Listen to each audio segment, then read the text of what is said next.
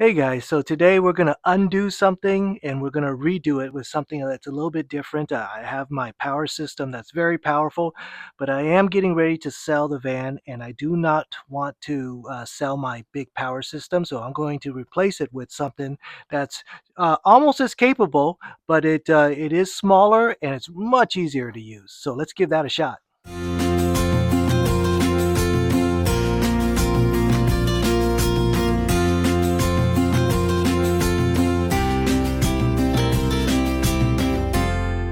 Okay, so what I have here is a Egretch. I think that's how you pronounce it, Egretch. It's a Sonic 1500 model. So this one is a 1500 watt system. My current system is a 2000 watt system, and this should be plenty of power to power my microwave and my induction stove. And we're going to test it on those things. But first, let's open it up. All right, so on the box is a quick start guide, basic operation, turning it on, things like that. Plug it in. It's pretty simple. So let's look at the specs. So you could recharge your iPad almost 50 times, your notebook almost 25 times. But we're gonna see how well it works with my microwave and my stove.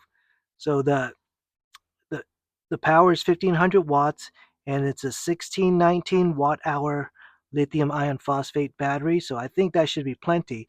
I have a big 200 amp hour battery in my car right now, and it's probably more than I will ever need, more than most people will ever need.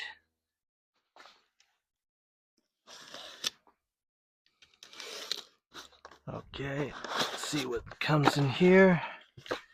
Okay, cables. Again, this is the accessory cable, so when you want to plug it in your cigarette lighter, and that's really handy because you could just drive your car and charge your battery while you're driving. Power cable to plug into the wall. Oh boy, it is definitely heavier than it looks, and that's a good thing because you want it to have a big battery. All right, so let's take a look at it.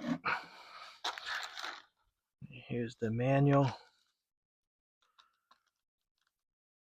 All right, we'll take a look at that later, okay? Let's take a look at this. Count that. Oh, let's power it up.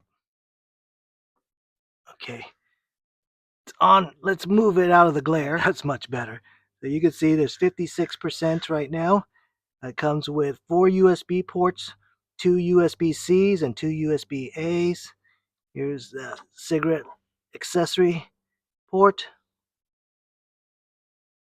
Up here, there's the power, and here's a light. So there's a light bar, brighter, flash, flash faster, and off. Okay, let's come over here. There's two power outlets, and here's the power button for it. Vent. All right, on this side, let's see, another vent. Open that, and here you could see, here's the input for the AC power, and for your solar charging or using that car adapter that you have. So you could charge it with your alternator while you're driving, or you could plug in your solar power into that. So that's good. Here's the overload reset. Okay, that's just another vent. It doesn't open. Okay, so let's give it a shot. All right, so I just plugged it in and we're going to charge it up while I'm getting the car ready. Let's see.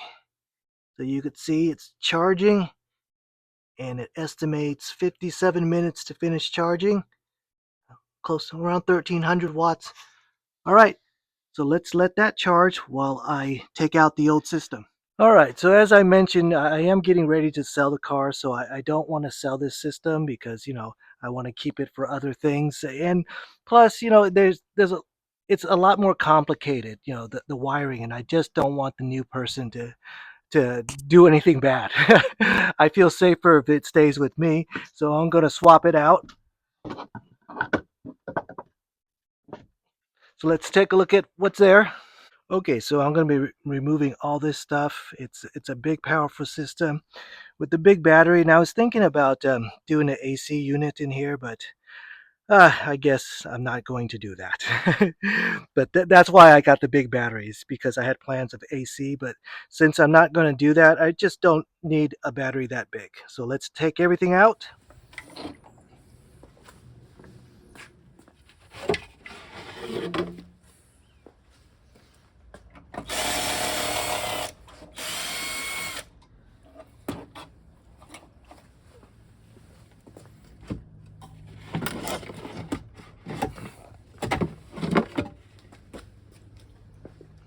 All right, there's the big battery down there.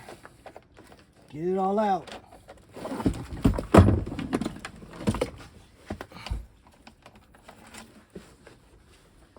All right, so that's the space that all that equipment was taking up, quite a bit. So I'm going to clean it up and replace it with the new system. All right, so it's at 99%, and you can see the input is slowing down. So when it pushes, any battery, when it pushes towards 100%, the input current starts to slow down. And I'm impatient, so I'm going to stop right here so I could start working on my car. So let's compare. This is what I'm going to replace this whole system with.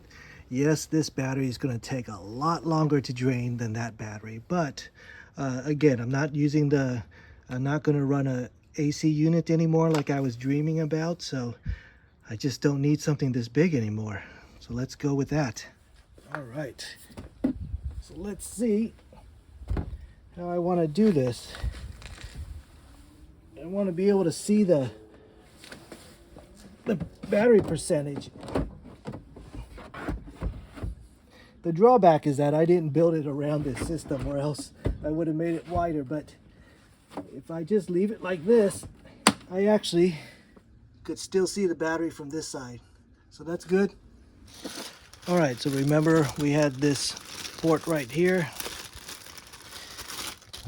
that I could easily use to charge my system while I'm driving my car, and I have a port right there.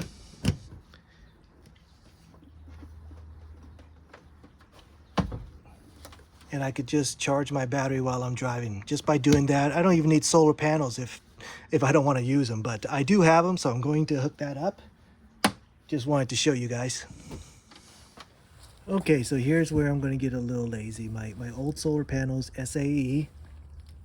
The new one uses XT60, but I don't have an SAE to XT60 adapter, but I do have an SAE to solar panel to XT60. When you do something like this, you got to make sure you connect red with red and black with black. You cannot reverse it. So this one is reversed, so I'm going to need a polarity swapper. Okay, so the red is on this side. So you got to make sure the red goes with the red and the black goes with the black. Okay. Make sure, double check your work. Don't swap it. Connect these guys.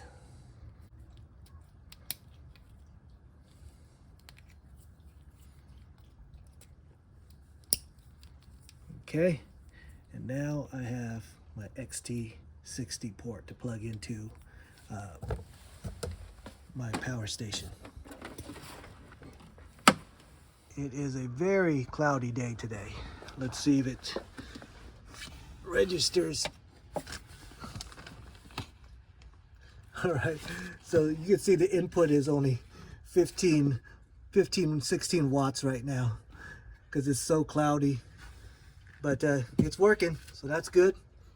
So there, my new power station is a lot smaller and more compact than my old one. Of course, like I said, it won't last as long, but I still have storage space in this area if I want to use it. So now let's test it out with my microwave and induction stove. All right, let's turn on the AC ports. Okay, there's the AC port, and I just heard my microwave beep. Okay, the microwave is on. So let's give it a 5-minute test. Heat up some water.